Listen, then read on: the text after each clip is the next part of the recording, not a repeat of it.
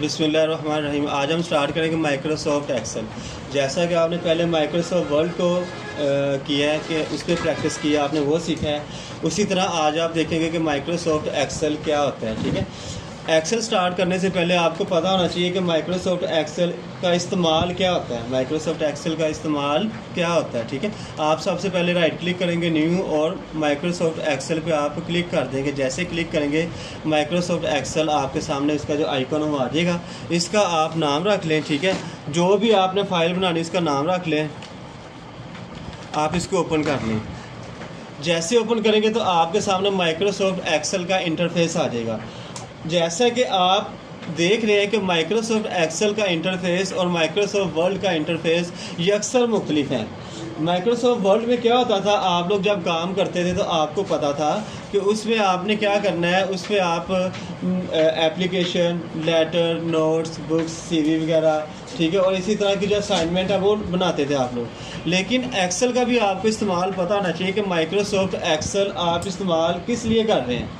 Basically ये सारा formula base होता है। आपने फार्मूले लगाने हैं, आपने मैथ करना है, आपने बैंकिंग का काम करना है, आपने प्रॉफिट लॉस बनाना है, आपने सैलरी शीट बनानी है, आपने क्या नाम है रिज़ल्ट शीट बनानी है। ठीक है, आपने बजट बनाना है, आपने एक इनकम एंड एक्सपेंडिचर देखना है। तो ये सारे काम आप किस पे करेंगे, माइक्रोसॉफ्ट एक्सेल पे करेंगे। ठीक है, माइक्रोसॉफ्ट एक्सेल का आपको इंट्रोडक्शन दे दिया कि ये इसका इंट्रोडक्शन होता है कि आप माइक्रोसॉफ्ट एक्सेल पे काम क्या क्या करेंगे। ठीक है, तो अभी आप देखेंगे सबसे पहले माइक्रोसॉफ्ट एक्सेल का आप इंटरफेस समझेंगे जैसे आपने माइक्रोसॉफ्ट वर्ड का इंटरफेस समझा था। सबसे पहले देखिए उसी तरह सेम ये विंडो कंट्रोल बटन है, ये टाइटल बार है इसकी, ठीक है, जिसपे लिखा हुआ ना प्रैक्टिस एक्सेल। ये क्विक एक्सेस टूल बार है जिसपे सेव का बटन है, अनडू का बटन है, रीडू का बटन है और ये कस्टमाइज टूल बटन है। उसी तरह देखें ये फाइल बटन है, ठीक है, और ये इसके टैब है होम, इंसर्ट, पेज लेआउट। ठीक है, उसमें आप इसके थोड़े मुख्तलिफ से लेकिन 2-3 सेम है, बाकी इसमें क्या होंगे सारे मुख्तलिफ होंगे। ठीक है, तो इसी तरह ये सारे इसके टैब हैं। ये इसका नेम बॉक्स है जिसमें A1 लिखा हुआ है, इसको हम क्या कहते हैं, नेम बॉक्स। क्या कहते हैं इसको, नेम बॉक्स। नेम बॉक्स क्या होता है, देखें कि जिस सेल के अंदर मैं क्लिक करता हूँ तो उसका वो इधर एड्रेस दे रहा है, नेम बता रहा है कि भाई आप H कॉलम और 9 क्या हो, रो में हो, H कॉलम और 9 रो में हो। ठीक है, जिस पे मैं क्लिक कर देता हूँ उसका एड्रेस बता रहा है L9, इसका मतलब आप L कॉलम और 9 रो में। अगर इधर क्लिक करता हूँ तो इसका बता रहा है J18, यानी कि आप J कॉलम और 18 नंबर रो पे हो। ठीक है, नेक्स्ट देखें वो इसका बता जो आपको बार नज़र आ रही है FX लिखा हुआ है जिसके सामने, उसको हम कहते हैं फार्मूला बार। क्या कहते हैं, फार्मूला। एक्सेल में आपका जो भी काम होना है वो सारा फार्मूला बेस काम होना है। जो भी काम होना है वो सारा क्या होना है, फार्मूला बेस काम होना है कि आप हर चीज़ के लिए फार्मूला लगाएंगे। माइक्रोसॉफ्ट वर्ड की बहुत सारी शार्ट की इसके ऊपर यूटिलाइज नहीं होंगी। ठीक है, तो जैसे देखें ना कि मैं इधर एक टेक्स्ट लिखा है, सामान लिखा, मैंने इधर सामान लिखा नज़र आ रहा है आपको। ये सारा किस में लिखा है, मैंने स्मॉल केस में लिखा है ना। अगर मैंने इसको अपर केस करना है तो माइक्रोसॉफ्ट वर्ड में हम इसको शॉर्ट की से कर लेते हैं, लेकिन इधर हम इसका भी फार्मूला लगाएंगे। क्या फार्मूला लगाएंगे, इक्वल टू अपर। ठीक है, इस सेल पे क्लिक करेंगे, ब्रैकेट बंद और इंटर, तो इससे क्या आएगा, ये कैपिटल हो जाएगा, अपर केस में हो जाएगा। यानी कि आप इसके लिए क्या करेंगे, हर चीज़ के इधर फार्मूला बेस करेंगे। ठीक है, इंट्रोडक्शन में आपको बता दें कि इसका यूज़ क्या होता है, कि आप किन किन मकासद के लिए इसको इस्तेमाल करेंगे। ठीक है, तो फार्मूला बार का पता चल गया कि जहाँ पे फार्मूला लगा होगा वो फार्मूला इधर शो करेगा। वो फार्मूला क्या करेगा, इधर शो करेगा कि यहाँ पे भाई फार्मूला लगा हुआ है, यहाँ पे क्या लगा हुआ है, फार्मूला। जैसे देखें ना, इस पर क्लिक करता हूँ तो सिर्फ नाम आ रहा है, नाम आ रहा है ना, लेकिन जैसे नीचे वाले सामान पे क्लिक करता हूँ तो इधर बता रहा है कि इस पर ये फार्मूला लगा हुआ है।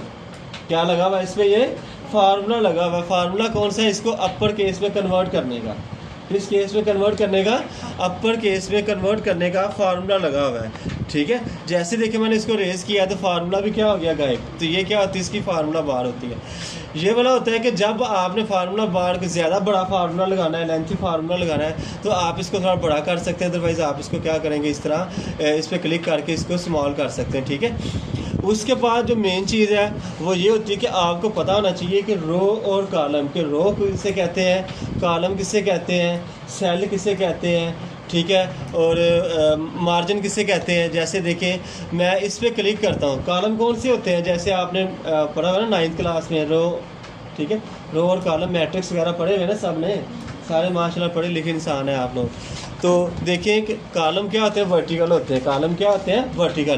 कॉलम को रिप्रेजेंट करता है अल्फ़ाबेट्स ABCDE।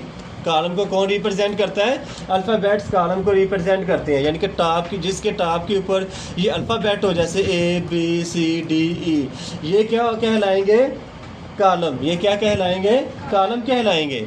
इसी तरह कि जिसके रो के स्टार्ट में लिखा हो 1 2 न्यूमेरिक लिखा हो, 1 2 3 4 0 से लेकर 9 जो अदाद होते हैं न्यूमेरिक लिखा हो, तो वो क्या कहलाएगी, रो कहलाएगी। वो क्या होगी, रो। अभी कॉलम का पता चल गया और रो को पता चल गया, ये हमारे पास कॉलम है और ये हमारे पास क्या है, रो है। अभी आपको पता होना चाहिए कि सेल क्या होता है।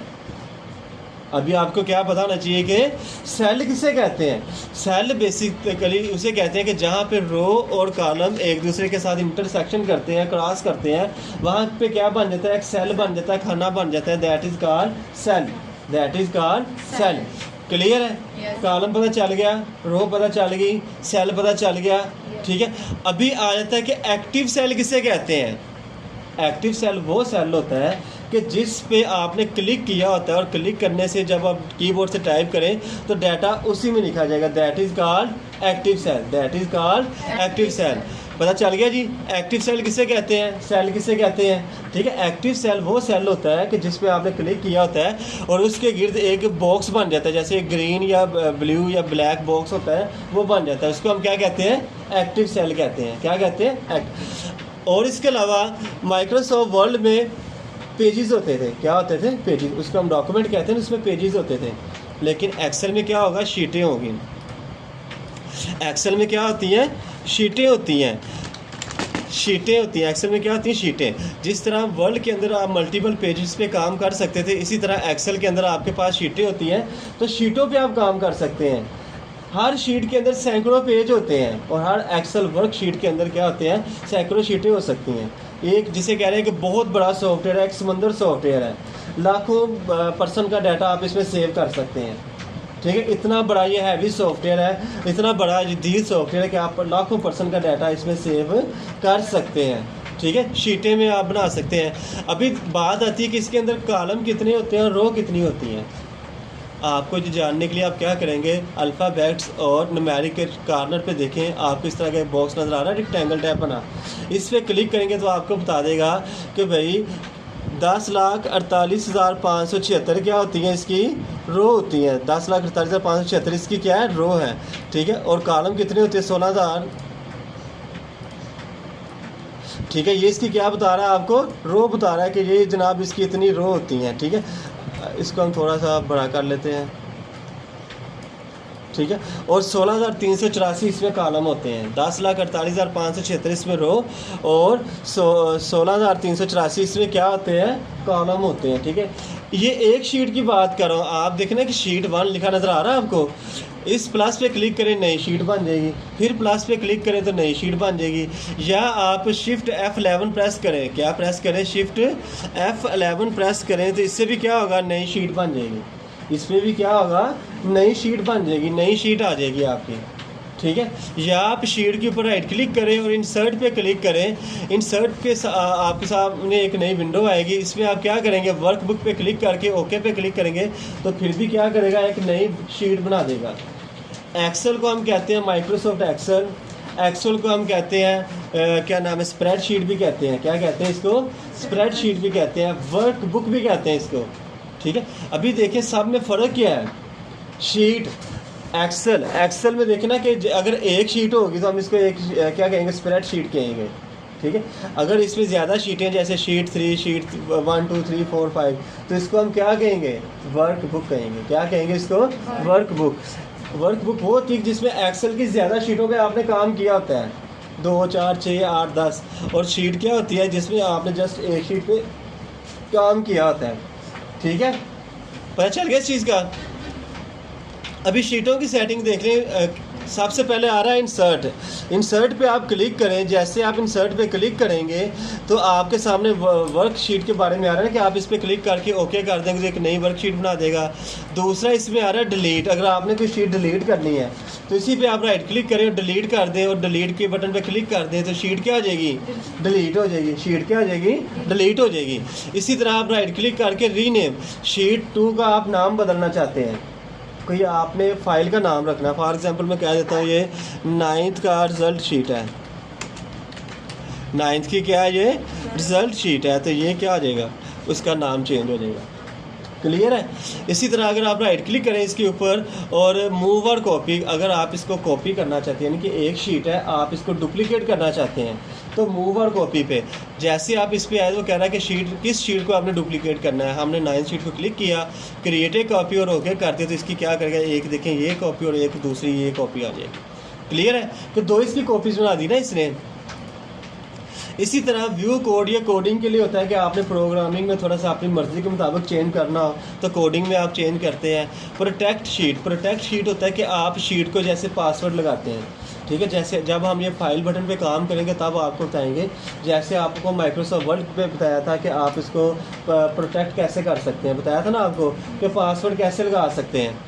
उसी तरह टैब कलर कि आपको ये शीट के टैब नज़र आ रहे हैं, ये वाला टैब, ये टैब, इनके आप कलर बदल सकते हैं। जैसे टैब कलर पे गए, मैं इसका ब्लू रख देता हूँ, इस पे गया और इसका मैं टैब कलर ग्रीन रख देता हूँ, इस पे गया और इसका टैब कलर मैं कोई डिफरेंट रख देता हूँ, ठीक है। नज़र आ रहा है आपको। तो टैब कलर क्या हो जाएंगे, इसके चेंज हो जाएंगे। क्लियर है। टैब कलर का पता चल गया। उसके बाद जैसे आप माइक्रोसॉफ्ट वर्ड पे काम करते हुए टेबल को एडजस्ट करते थे ना, टेबल को जो कॉलम और रो थी छोटा बड़ा करते थे, उसके लिए आप क्या करना पड़ेगा। देखें, अगर आपने रो को बड़ा करना है ना, ठीक है, कॉलम को, तो कॉलम, जिस कॉलम को बड़ा करना है उसके ऊपर आप ऐसे क्लिक करेंगे, उसके ऊपर आप क्या करेंगे, ऐसे क्लिक करेंगे, ठीक है। तो इससे क्या होगा, इससे ये होगा कि आपके सामने एरो वाली इस तरह आ जाएगा। एरो से आप क्या करेंगे, लेफ़्ट क्लिक दबा के रखेंगे, लेफ़्ट ले जाएंगे तो कॉलम छोटा और राइट करेंगे तो कॉलम क्या आ जाएगा, बड़ा हो जाएगा। राइट करेंगे तो कॉलम क्या आ जाएगा, बड़ा हो जाएगा, ठीक है जी। लेफ़्ट करेंगे तो कॉलम क्या आ जाएगा, छोटा, और राइट लेके जाएंगे तो कॉलम क्या आ जाएगा, बड़ा कॉलम हो जाएगा। इसी तरह अगर आप इस ए पे क्लिक करके रखें, ब्लैक एरो आया था, और इस आप ज़्यादा सेलेक्ट कर लें और एक को छोटा करेंगे सारे छोटे हो जाएंगे, एक को बड़ा करेंगे तो सारे क्या हो जाएंगे, बड़े हो जाएंगे। बात समझ में आ गई कि अगर आपने एक से ज़्यादा कॉलम को एट ए टाइम छोटा या बड़ा करना हो तो आप स्टार्ट में, यानी कि जहाँ पे अल्फ़ाबेट है, इससे सिलेक्ट करेंगे। अगर एक कॉलम को छोटा करेंगे तो उतना कॉलम छोटा, एक को बड़ा करेंगे तो उतना कॉलम क्या हो जाएगा, वो बड़ा हो जाएगा। इसी तरह रो को अगर आपने बड़ा करना, आप इसको ऐसे सिलेक्ट करेंगे, ठीक है, और एक रो को आप नीचे लेके आएंगे तो सारी रो बड़ी हो जाएंगी। अगर एक को ऊपर ले जाएंगे तो रो क्या हो जाएंगी, छोटी हो जाएंगी। क्लियर है कि रो को बड़ा और छोटा कैसे करना है।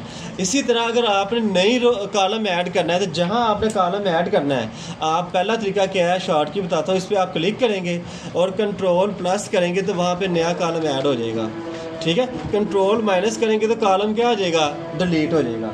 कंट्रोल प्लस करेंगे तो कॉलम क्या हो जाएगा, ऐड हो जाएगा। कंट्रोल माइनस करेंगे तो वो डिलीट हो जाएगा। इसी तरह रो ऐड करनी, इस पर क्लिक करें और कंट्रोल प्लस करें, कंट्रोल प्लस से कॉलम नई रो बन जाएगी और कंट्रोल माइनस से नई रो, जो रो एक्स्ट्रा है वो डिलीट हो जाएगी। क्लियर। इधर तक किसी को कोई क्वेश्चन। उसके बाद आ जाता है जी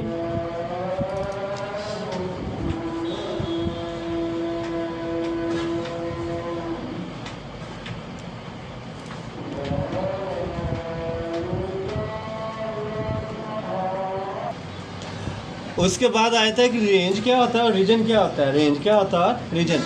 रेंज कहते हैं कि बेसिकली जब आप एक से ज़्यादा सेल को सिलेक्ट कर लेते हैं तो वो क्या बन जाता है, रेंज बन जाता है, हदूद बन जाती है। कि जैसे G1 से लेकर G19 तक हमने सेलेक्ट किया तो ये क्या बन गई है, इसकी रेंज बन गई है। एक्सेल में जो फार्मूले लगते हैं बेसिकली वो रेंज पे ही लगते हैं। एक्सेल की यही बेहतरी है, खूबसूरती है कि आप फार्मूला एक पे लगाते हैं, नीचे इसको ड्रैग कर दें तो चाहे लाखों रो हैं, सैकड़ों रो है, हज़ारों रो है, वो खुद ब खुद उनके ऊपर क्या होता है, अप्लाई हो जाता है, ठीक है। तो इसको हम क्या कहते हैं, रेंज कहते हैं। रीजन, रीजन वो होता है कि जिसके अंदर, जिस सेल के अंदर टेक्स्ट हो, जिस सेल के अंदर क्या हो, टेक्स्ट हो, और दाएं बाएं के जो सेल है वो खाली हो, तो वो क्या बन जाता है, रीजन बन जाता है। वो क्या बन जाता है, रीजन बन जाता है। रेंज का पता चल गया, रीजन का पता चल गया, ठीक है। उसके बाद देखिए कि अगर इस सेल में मैंने डाटा लिखा है, मैंने इसको एडिट करना है, देखिए ना मैंने डाटा लिखा है, इसको एडिट करना है, तब्दीली करनी है, तो अगर दोबारा इसी पे आकर मैं इस तरह क्लिक करूँगा तो पहले वाला डाटा क्या हो जाएगा, ख़त्म हो जाएगा, पहले वाला डाटा क्या हो जाएगा, ख़त्म हो जाएगा।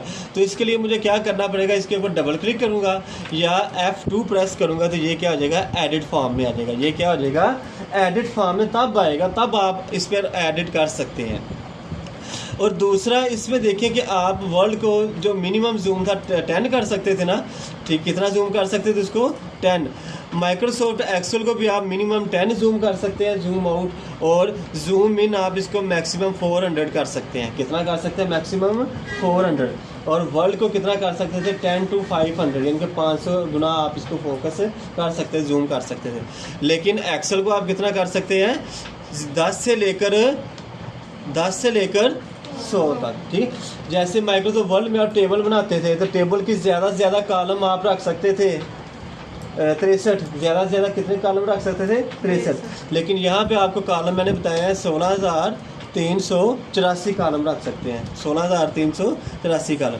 ये इसका बेसिक सा इंट्रोडक्शन था। जिसने माइक्रोसॉफ्ट वर्ड पे काम किया है, एक्सेल पे काम करना उसके लिए आसान होगा, लेकिन इस पर क्योंकि फार्मूला बेस काम है तो कोई फार्मूला आपने साथ साथ लिखने हैं, याद करने हैं, फिर आपके वो फार्मूले आपके ज़हन नशीन होंगे, ठीक है। ये हमारे इसके 3 लेआउट व्यू होते हैं। ये हमारा होता है नॉर्मल व्यू, जब हमने इस पर काम करना तो किस व्यू पे काम करेंगे, नॉर्मल व्यू पे। ये हमारा होता है पेज लेआउट, यानी कि जब हमने देखना होगा कितने पेज है, यानी कि पेज हमने देखना हो ना कि जैसे ये सारे पेज अलग-अलग करके दिखा देगा हमें, ठीक है। ये वाला हमारा होता है जनाब पेज ब्रेक प्रीव्यू, के पेज को ब्रेक करके दिखाएगा, पेज को क्या करेगा, ब्रेक। जैसे पहले नहीं ना दिखा रहा था, डॉटेड लाइनें नहीं आ रही थी, नहीं ना आ रही थी पहले, अभी देखें ये डॉटेड लाइनें दिखाएगा कि इधर से लेकर इधर तक एक पेज है, इधर से लेकर इधर तक दूसरा पेज है, ठीक है। इसी तरह आप इसकी पेज लेआउट में जाके ना इसकी जो साइज़ है आप पहले सेट कर सकते हैं, ओरिएंटेशन आप सेट कर सकते हैं, मार्जिन आप इसका कम या ज़्यादा कर सकते हैं, ठीक है। ये तो आज का था माइक्रोसॉफ्ट वर्ड का बेसिक लेक्चर। तो इसके नोट्स भी इसी वीडियो के साथ डिस्क्रिप्शन में आपको मिल जाएंगे। बहुत शुक्रिया।